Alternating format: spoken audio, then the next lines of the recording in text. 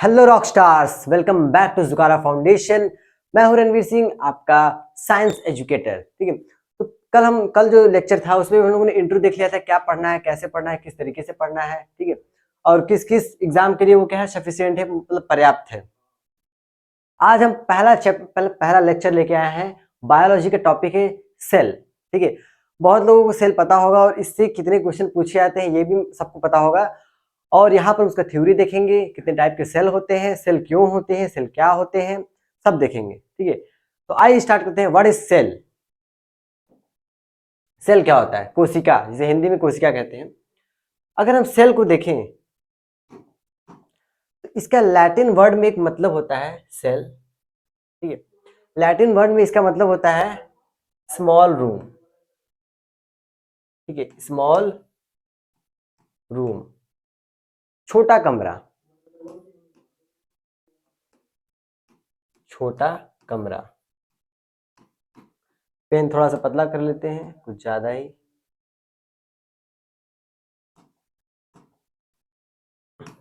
अब सही है। ठीक है, इसका मतलब होता है छोटा कमरा। और अगर हम सेल की बात करें तो अगर कोई पूछ ले कि व्हाट इज सेल, सेल क्या होता है, तो हम क्या कहेंगे कि जितने भी जीव हैं, मतलब जितने भी जीव हैं, सबकी एक मूल इकाई होती है, मूलभूत इकाई, या फिर सबसे छोटी इकाई होती है कोशिका। ठीक है, तो सभी जीवों की सबसे छोटी इकाई क्या होती है? कोशिका। पहला पॉइंट हम लोग ये देंगे, जीवों की जीवों की सूक्ष्मतम या फिर छोटी इकाई या सूक्ष्मतम, एक ही बात है, छोटी इकाई, सबसे छोटी इकाई।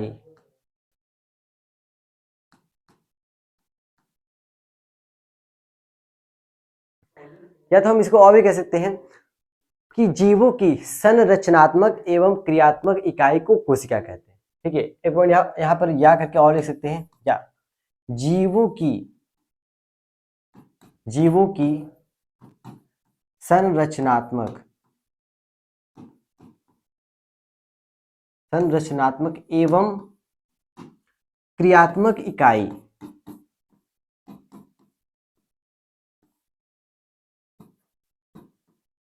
इकाई। ठीक है, जीवों की संरचनात्मक एवं क्रियात्मक इकाई को कोशिका कहते हैं।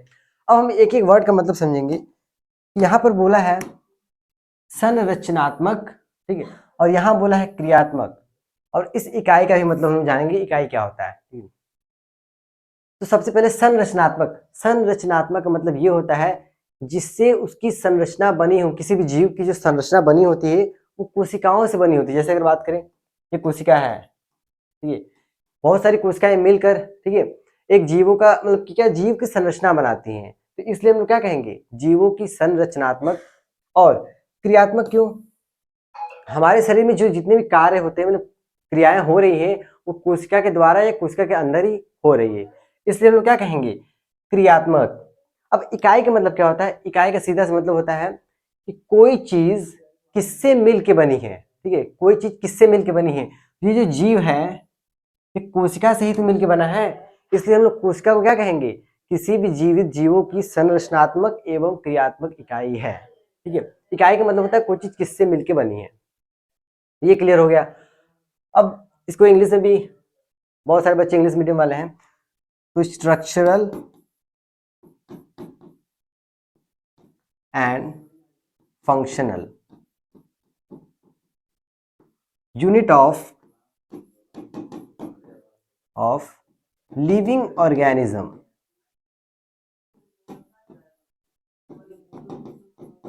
ठीक है, structural and functional unit of living organism, जीवित जीवों की संरचनात्मक एवं क्रियात्मक इकाई को कोशिका कहते हैं। अब हम देखेंगे कोशिका की डिस्कवरी किसने की थी, लिविंग सेल की डिस्कवरी किसने की थी, डेड सेल की डिस्कवरी की थी, कहाँ की थी, कब की थी, ये सब जानेंगे। ठीक है, उससे भी पहले हम एक चीज और जानेंगे। ठीक है, उससे पहले हम ये जानेंगे कि सेल होते कितने टाइप के हैं। नहीं, पहले यही जान लेते हैं कब किसने क्या डिस्कवरी किया।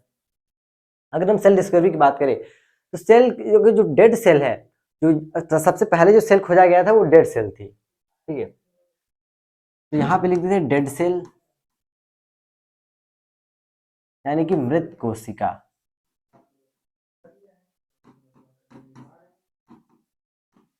ठीक है, तो मृत कोशिका जो है उसकी जो डिस्कवरी है सबको पता है रॉबर्ट हुक ने की थी। अब बस इसमें दिक्कत होता है कब की थी। ठीक है, तो इन्होंने की थी रॉबर्ट हुक ने। ठीक है, रॉबर्ट हुक ने की थी, कब की थी? 1665 में। ठीक है, 1665 में रॉबर्ट हुक ने डेड सेल की डिस्कवरी की थी। और वो भी कहां पे की थी ये भी पूछता है, तो कॉर्क के टुकड़े में, कॉर्क के टुकड़े में, टुकड़े में। ठीक है, कॉर्क के टुकड़ों में इन्होंने सबसे पहले क्या देखा था? डेड सेल को देखा था 1665 में। अब लिविंग सेल की डिस्कवरी किसने की थी? लिविंग सेल, अगर किसी ने मेरा कल लेक्चर देखा होगा तो मैंने उस टाइम बताया था कि लिविंग सेल की डिस्कवरी किसने की थी। तो वो थे एक साइंटिस्ट एंटोनी वॉन लीवेनहॉक ने। ठीक है, लिविंग सेल यानी कि जीवित कोशिका,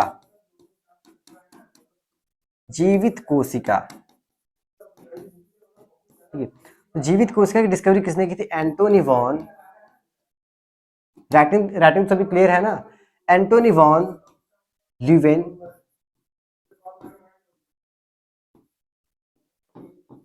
ल्यूवेनहॉक ने की थी। और कब की थी? तो बस 9 साल का अंतर है, 1674 में। ठीक है, और इन्होंने कहा की थी? तो इन्होंने एक तालाब में किया था। ठीक है, पॉन्ड में।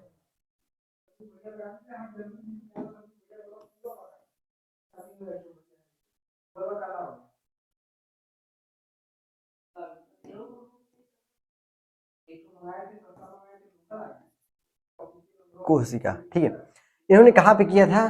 तो इन पॉन्ड, मतलब तालाब में। ठीक है, ये सब बातें जानने वाली है, ये यहीं से क्वेश्चन पूछा जाता है एकदम, अगर डीप से क्वेश्चन बनेगा तब। ठीक है, और ये एंटोनी वॉन ये इतना ही नहीं किए थे, और भी कुछ किए थे। ठीक है, मैं यहाँ दिखा देता हूँ। ठीक है, तो इन्होंने क्या किया? पहली बात कि फादर ऑफ माइक्रोबायोलॉजी, ये क्या है? फादर ऑफ, मतलब सूक्ष्म जीव जो जब वैज्ञानिक है उसके जनक है, सूक्ष्म, फादर ऑफ माइक्रोबायोलॉजी। ठीक है, फादर ऑफ माइक्रोबायोलॉजी भी यही है। और इन्होंने क्या किया था? किस किस चीज की डिस्कवरी की थी वो मैं यहाँ लिख देता हूँ। ठीक है, इन्होंने डिस्कवरी किया था बैक्टीरिया का, ठीक है, प्रोटोजोआ का, और बैक्टीरिया, प्रोटोजोआ और स्पर्म, जिसे शुक्राणु कहते हैं। ठीक है, ठीक है, शुक्राणु की डिस्कवरी की थी और लिविंग सेल की डिस्कवरी की थी। ठीक है, तो इन चीजों की डिस्कवरी की थी। एक ही जगह से कितने ढेर सारे क्वेश्चन बन गए आप यहाँ से देख सकते हैं। ठीक है, इससे ज्यादा बाहर कुछ नहीं पूछने वाला है।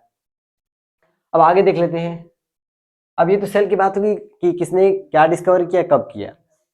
और अब हम देखेंगे सेल यानी कोशिका कितनी प्रकार की होती है। ठीक है, अगर सेल को देखें तो ये 2 प्रकार के होते हैं। सबको पता होगा, क्लास 9th से पढ़ते आ रहे हैं, यूकैरियोट और प्रोकैरियोट। ठीक है, पहला होता है प्रोकैरियोट और दूसरा होता है यूकैरियोट। ठीक है, प्रोकैरियोट और यूकैरियोट। कलर चेंज कर लेते हैं, इसको हिंदी में भी यही कहते हैं, प्रो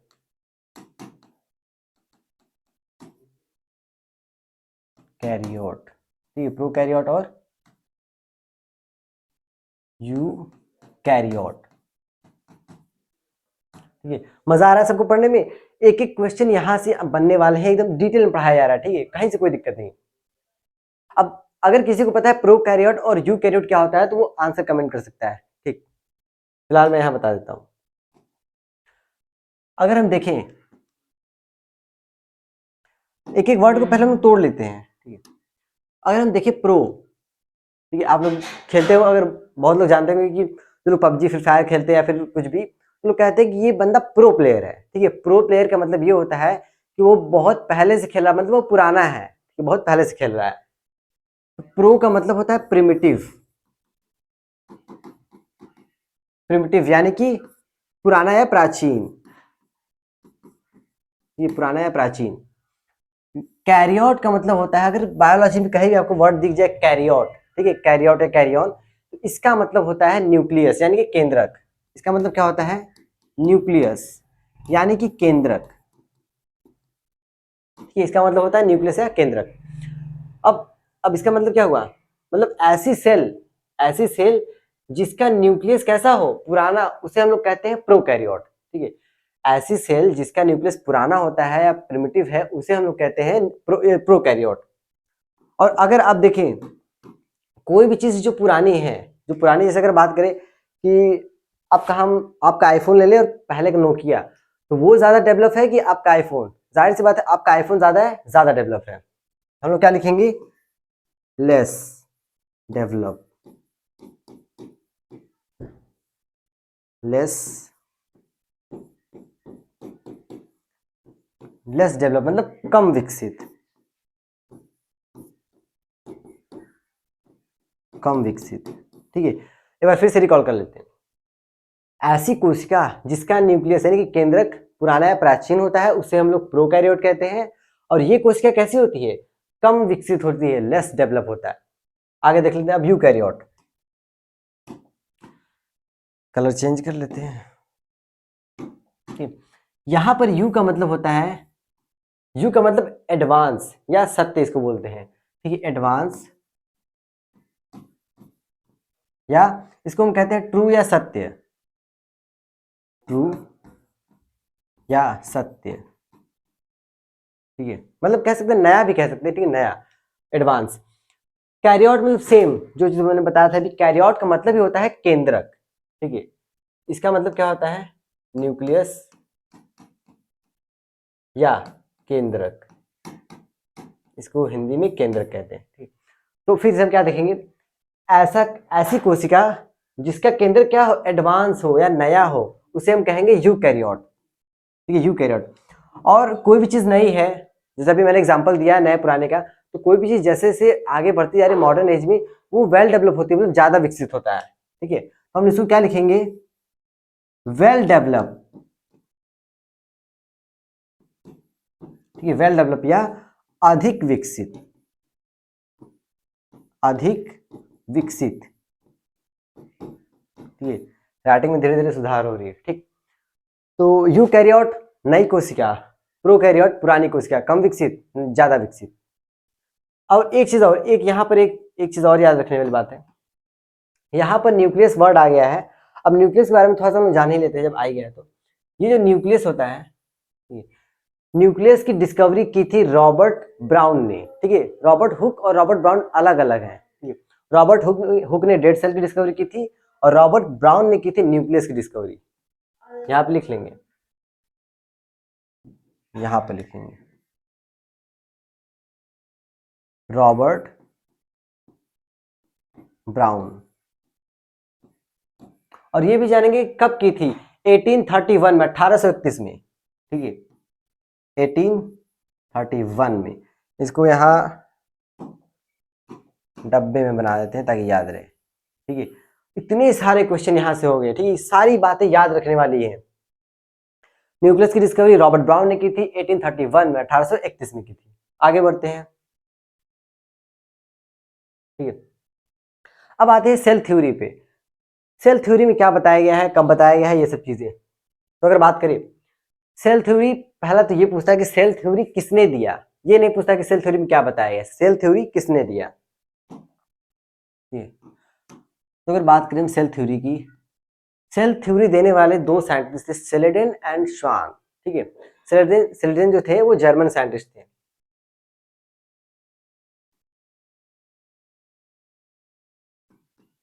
सेलेडन एंड श्वान। ठीक है, सेलेडन एंड श्वान ये दो साइंटिस्ट थे जिन्होंने सेल थ्योरी दिया। और ये भी पूछता है कब दिया, मैक्सिमम लोगों को पता नहीं होता है। 1839 में, ठीक है, 1839 में। अब इस थ्योरी में क्या बताया गया था? इस थ्योरी में वही चीज बताया गया जो मैंने पहले बताया कि जितने भी जीवित जीव हैं उनकी इकाई कोशिका होती है, और जितने भी जीव होते हैं कोशिका से मिलकर बने होते हैं, एक ही बात है। ठीक है, तो 2 पॉइंट लिख ही देते हैं इसके बारे में। ठीक है, सभी जीवों की मूल इकाई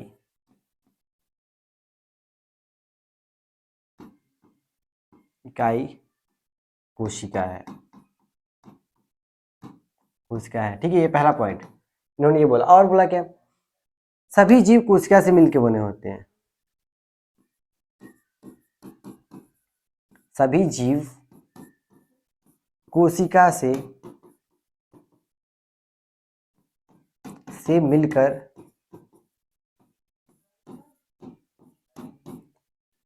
बने होते हैं।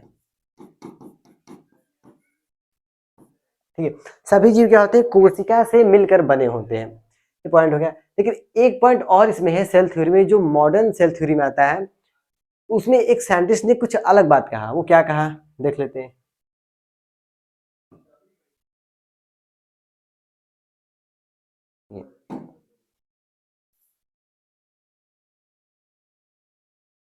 हाँ, चला गया।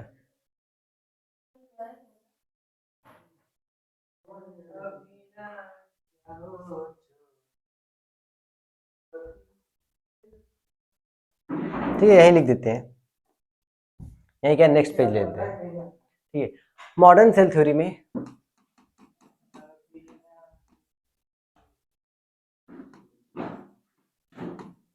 मॉडर्न सेल थ्योरी में एक साइंटिस्ट और थे। उन्होंने एक पॉइंट बोला, ये वर्ड बहुत बार पूछा था, मतलब एक स्टेटमेंट है उनका। उन्होंने क्या स्टेटमेंट दिया वो देखते हैं। इनका एक सीधा सा स्टेटमेंट था, ओमनीज सेलुला, ओमनीज सेलुला ई सेलुला। इस वर्ड का मतलब क्या, मतलब इस स्टेटमेंट का क्या मतलब है? इस स्टेटमेंट को आप लोग एकदम डब्बे में बना के लिख लीजिए। ठीक है, पहली बात ये पूछता है ये स्टेटमेंट किसने दिया, और एक साइंटिस्ट का नाम देख के पूछ देगा इन्होंने क्या स्टेटमेंट दिया। ठीक है, तो ओमनी सेलुला ई सेलुला का पहले मतलब जानते हैं, फिर देखते हैं किस साइंटिस्ट ने दिया। ओमनी सेलुला ई सेलुला का मतलब ये होता है जितनी भी कोशिका है, मतलब सभी कोशिकाएं अपने पुराने वाली कोशिका से ही निर्मित होती है। फॉर एग्जाम्पल, जैसे अगर हम बात करें, ये सेल है, ठीक, ये डिवाइड होता है, विभाजित होता है, 2 सेलों का निर्माण करता है, इनसे विभाजित 2 सेल और बनते हैं, फिर ऐसे ये प्रक्रिया चलती रहती है। तो अगर हम बात करें इस सेल की, अगर हम बात करें, ये किससे मिलकर बना है? ये अपने पुराने वाले सेल से विभाजित होकर बना है। इसकी बात करें तो ये भी अपने पुराने वाली कोशिका से ही विभाजित होकर बना है। ठीक है, प्रत्येक कोशिका अपने पूर्व कोशिका से ही निर्मित होती है। इस स्टेटमेंट का मतलब यही है। ठीक है, इस स्टेटमेंट का मतलब यही है। हम क्या लिखेंगे इसका मतलब? प्रत्येक कोशिका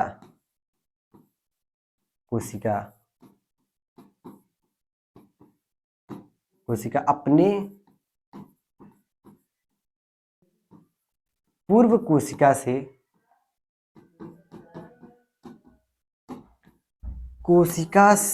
मिलकर बने होते हैं।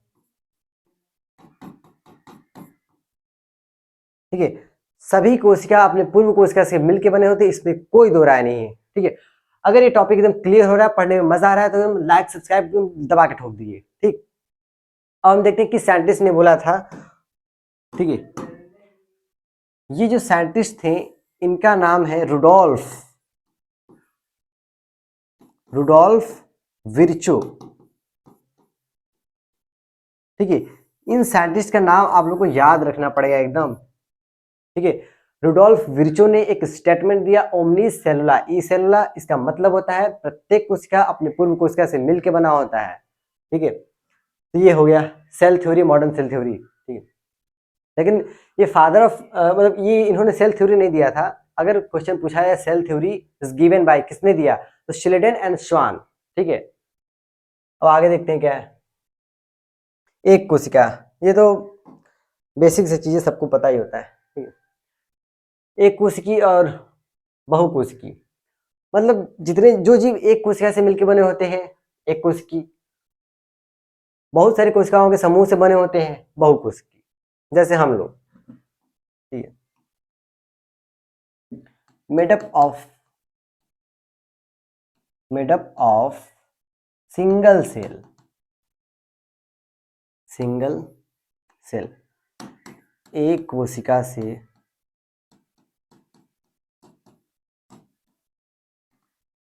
बने होते हैं। राइटिंग सभी को समझ में आ रहा है हिंदी वाला? ठीक है, तो ये एक कोशिका से मिलकर बने होते हैं। फॉर एग्जाम्पल देख लेते हैं हम लोग, एग्जाम्पल अमीबा, डायटम,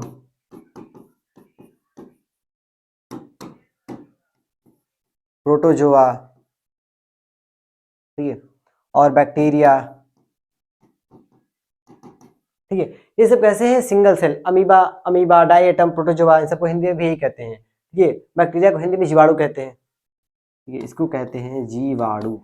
ठीक है, तो ये सब कैसे हैं? एक कोशिका, मतलब एक कोशिका से मिलकर बने होते हैं। अब अगर हम, हाँ, मल्टी कोशिका, बहुकोशिकी, मेडअप ऑफ मल्टी सेल्ड, मतलब बहुत सारी कोशिका से, मेडअप ऑफ मेनी सेल। ठीक है, एक से अधिक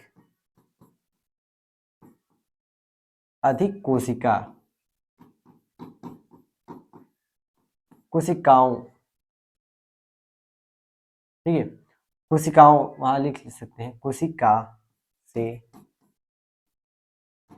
बने होते हैं। ठीक है, एक से ज्यादा कोशिका से मिलकर बने होते हैं वो बहुकोशिकीय होते हैं, एक कोशिका से बने होते हैं वो एक कोशिकीय यानी कि यूनिसेलुलर होते हैं। इसका एग्जांपल सभी को पता है, हम लोग आगे जैसे प्लांट हो गए, एनिमल हो गए, हम लोग, ये सब क्या है? बहुकोशिकी। हम लोग क्या लिखेंगे? प्लांट्स, एनिमल, फलाना ठिकाना, ठीक है, एक्सेट्रा एक्सेट्रा। तो ये हो गया बहुकोशिकी और ये हो गया एक कोशिकी, ये सब तो पता है ये सबको। अगला हम लोग देखते हैं सेल स्ट्रक्चर, थोड़ा सा देख लेंगे सेल का स्ट्रक्चर कैसा होता है और क्या होता है। बस मेन मेन चीज देखेंगे जहां से क्वेश्चन बनते हैं, अदरवाइज नहीं। सेल का अगर स्ट्रक्चर बनाना चाहे, एक ऐसे कर देते हैं, एक ऐसे कर देते हैं, वाह क्या सटीक गोला बनाया है, एकदम नंबर 1 का। आप लोग भी ट्राई करें अगर ऐसा बन जाए तो। ये बीच में हो जाता है न्यूक्लियस, क्या है? केंद्रक जिसे कहते हैं। और इसमें कुछ और,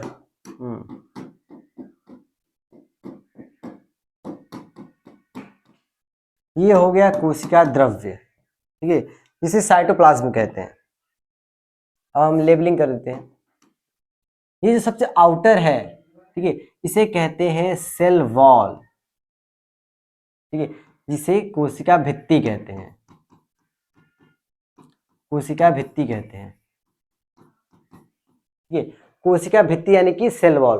उसके अंदर होता है कोशिका झिल्ली, कोशिका झिल्ली,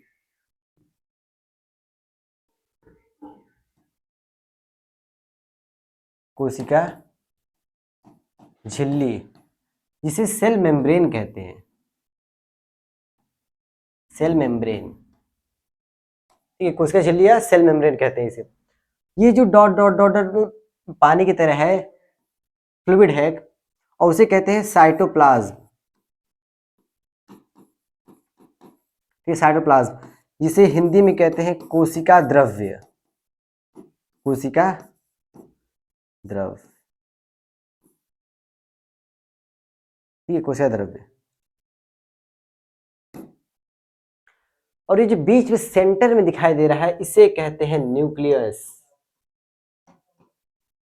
ठीक है, इन सब का कंट्रोल इसी के पास होता है, मतलब जितने भी कोशिकांग होते हैं उन सब का कंट्रोल किसके पास होता है? इसके पास।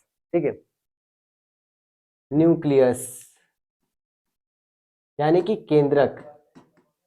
अभी मैंने बताया है इसके पीछे कि केंद्रक की खोज किसने किया। अगर आप लोग ध्यान से मन लगा के पढ़ रहे हैं तो अभी तुरंत कमेंट करके केंद्र की खोज किसने की थी। ठीक है, तो ये हो गया सेटल। अब हम एक एक पार्ट के बारे में डिस्कस करेंगे पहले। और हाँ, एक चीज और, कोशिका भित्ति अगर हम बात करें, कोशिका भित्ति वो जंतुओं में उपस्थित होती है या नहीं, आंसर इसका कमेंट करें आप लोग। ठीक है, कोशिका भित्ति जंतुओं में उपस्थित होती है या अनुपस्थित। तो जो कोशिका भित्ति होता है वो जंतुओं में यानी कि एनिमल में एब्सेंट होता है। ठीक है, यहां पर हम लिख लेंगे ये जो है एब्सेंट इन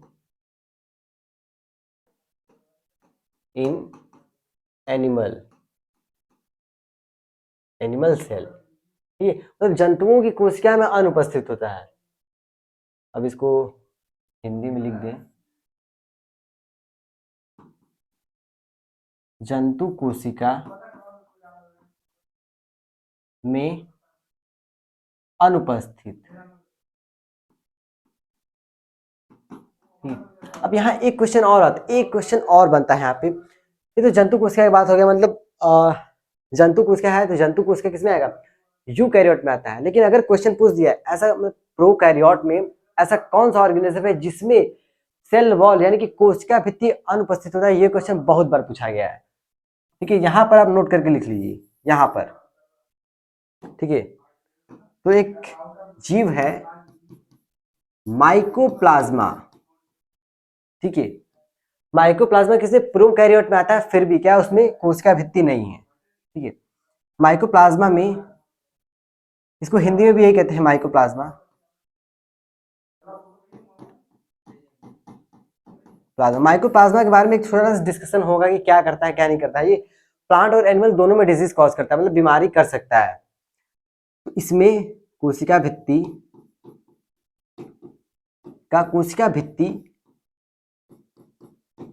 अनुपस्थित, एब्सेंट। ये माइनस एंटी का मतलब होता है एब्सेंट यानी कि अनुपस्थित।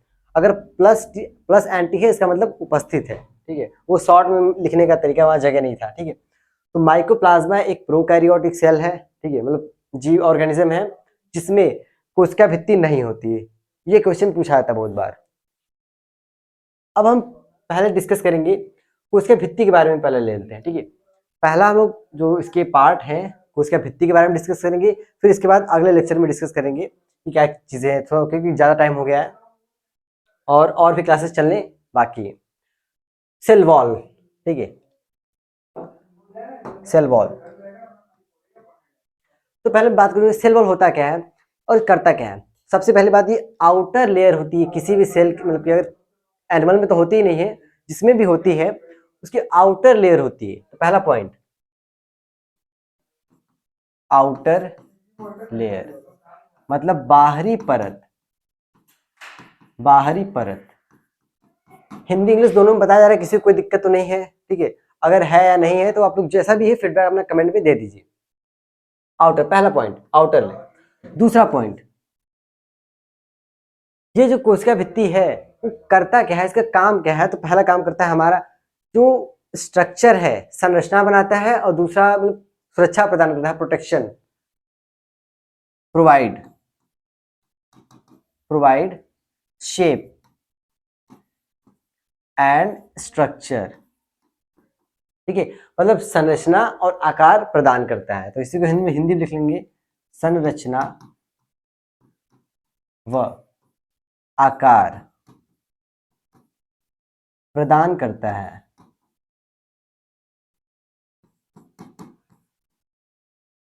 ठीक है, संरचना भी एक बनाता है। अगर हम जैसे बात, हाँ जैसे बात करें, एक गुब्बारा है उसमें पानी भर दें, वो किसी का भी शेप होता रहता है। ठीक है, उसको ऐसे ले वैसे ले, उसका शेप चेंज होते रहता है। क्यों?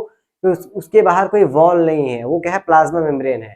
तो वैसे ही अगर हम इसके बाहर एक सेल लगा दें, मतलब सेल वॉल लगा दें, ये दीवार है, तो क्या अब इसका शेप चेंज होगा? नहीं, इसको एक पर्टिकुलर क्या शेप मिल जाएगा। ठीक है, तो सेल वॉल क्या करता है, शेप मतलब आकार और संरचना प्रदान करता है। जैसे अगर जैसे हम ऐसा सेल वॉल लगा दें तो इसका संरचना हमें कैसा स्क्वायर दिखेगा। ठीक है, अगर हम ऐसा सेल वॉल लगा दें तो हमको सर्कुलर इसका क्या स्ट्रक्चर या जो भी संरचना दिखेगा। ठीक है, तो शेप और संरचना प्रदान करता है।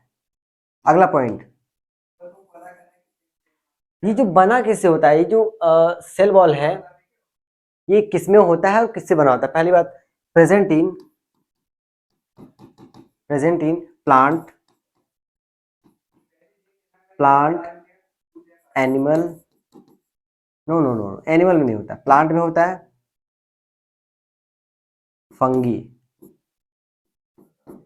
यानी कि कवक में होता है, बैक्टीरिया में होता है, ठीक है। इन सब में क्या होता है, कोशिका भित्ति उपस्थित होता है। इसी को हम हिंदी में क्या लिखेंगे कि पादप, कवक तथा जीवाणुओं में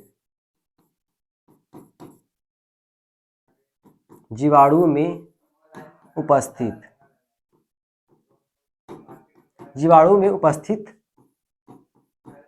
होता है, ठीक है। तो ये जो कोशिका भित्ति है पादपों में भी होता है, कवकों में भी होता है और जीवाणुओं में भी होता है। अब हम ये देखेंगे, क्वेश्चन ये पूछता है किससे बना होता है। अगर हम बात करें प्लांट में किससे बना होता है, सेल वॉल, फंगी यानी कि कवक में किससे बना होता है, बैक्टीरिया में किससे बना होता है, वो देख लेते हैं, ठीक है। अगर हम बात करें पहला पॉइंट, बैक्टीरिया में बार बार अब लिखने की जरूरत तो है नहीं कि बैक्टीरिया जीवाणु होता है, ठीक है। बैक्टीरिया, फंगी यानी कि कवक और प्लांट, देख लेते हैं किससे बना होता है। बैक्टीरिया में बना होता है पेप्टिडोग्लाइकॉन, ठीक है। बैक्टीरिया में पेप्टिडोग्लाइकॉन का बना होता है। फंगी में किससे बना होता है, काइटिन, ये क्वेश्चन पूछे जाते हैं। प्लांट में बना होता है सेलुलोज, इसको लिख लेंगे सेल्यूलोज, काइटिन, और इसको बोलेंगे पेप्टिडोग्लाइकॉन,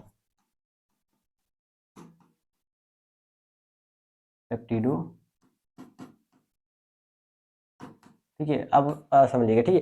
पेप्टिडोग्लाइकॉन का बना होता है, काइटिन का मतलब सेलुलोज का बना होता है। अब हम एक छोटा सा पॉइंट और जानेंगे 2 मिनट का, कि अगर क्या टर्म के बारे में, अगर ये टर्म लिखा हुआ है तो इसका संबंध किससे है, ठीक है। बायोलॉजी में या मेडिकल में इसका टर्म किससे है पूछा जाता है थोड़ा सा। अगर हम बात करें नोट पॉइंट, ये नोट पॉइंट, ठीक है।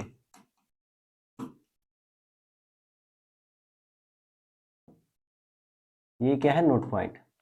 अगर हम बात करें, कुछ पॉइंट है बस,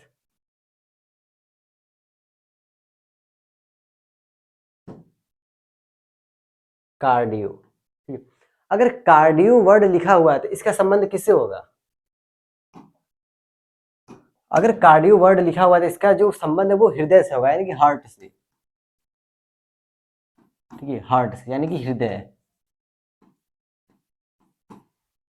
अगर पल्मो, ठीक है, पल्मो या प्लूरा वर्ड लिखा हुआ है तब इसका जो संबंध लंग्स से होगा, फेफड़ों से, लंग्स,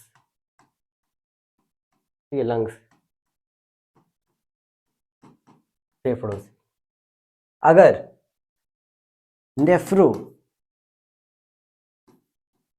नेफ्रो या रीनल, ठीक है, नेफ्रो या रीनल टर्म दिया हुआ है तो इसका संबंध किससे होगा, किडनी से, यानी कि वृक्क। और अगर हम बात करें ऑप्थेल्मो, ठीक, ऑप्थेल्मो टर्म दिया हुआ है तो इसका जो संबंध होगा वो किससे होगा, आई से, आंख से, आंख। और अगर गैस्ट्रो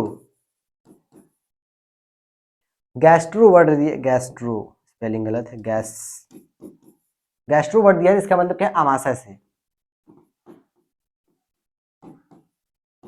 स्टमक, ठीक है, स्टमक से इसका रिलेशन है, संबंध है। और कार्डियो, हाँ, अगर हिपैटिक, ठीक है, अगर हिपैटिक वर्ड आ गया तब ये हो गया लीवर से, यानी कि लीवर को कहते हैं यकृत। और अगर क्वेश्चन पूछ दिया कि largest gland of the human body, तब क्या होगा, यकृत। यकृत ही हमारे मतलब मानव शरीर का सबसे बड़ी ग्रंथि होता है।